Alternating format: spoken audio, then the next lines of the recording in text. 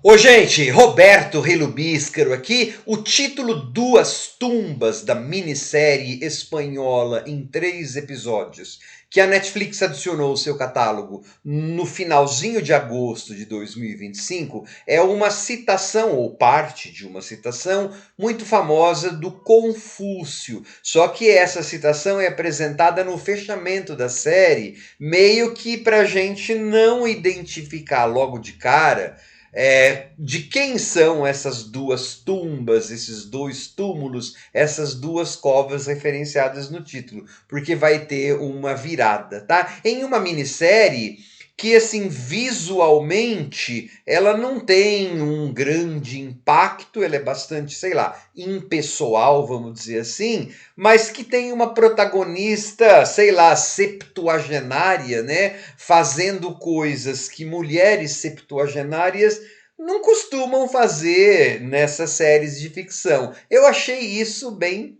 bacana. E ela passa o tempo, é uma minissérie super maratonável. São só 3 episódios. Só que antes de falar um bocadinho mais sobre, gostaria de convidá-los a se inscreverem no canal Robertando, curtir os vídeos, compartilhá-los, agradeço bastante. É uma vovó professora de piano que tem 2 netas e uma dessas netas vai desaparecer junto com uma amiga. Essa amiga é filha de um traficante lá da cidade, um ator que trabalhava naquele Casa de Papel, né?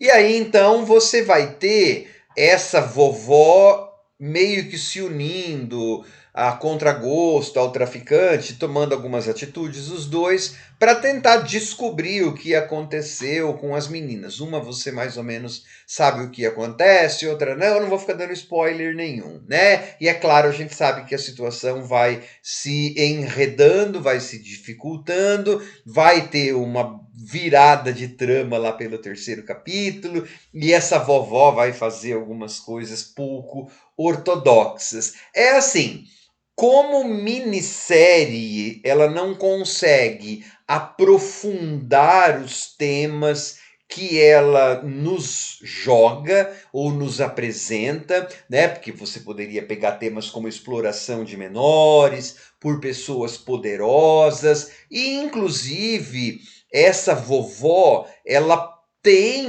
a atitude dela pode até ser meio que em decorrência de uma certa sensação de culpa, existe um desnível de relacionamento com as 2 netas, enfim, se fosse uma minissérie com mais episódios, esses temas poderiam ser mais aprofundados, né? Mas você acaba sendo praticamente um filme que foi um pouco estendido, né?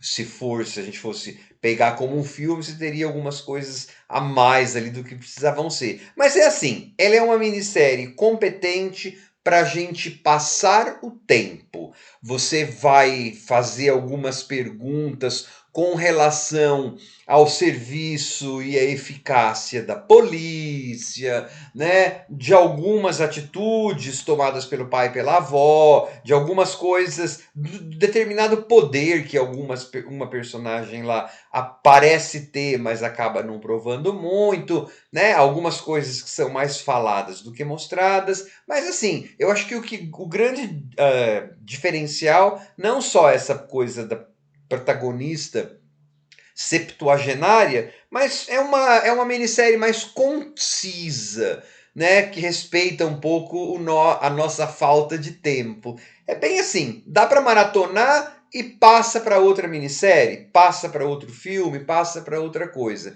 Ela não é mais do que isso. Ela não é nada memorável, né?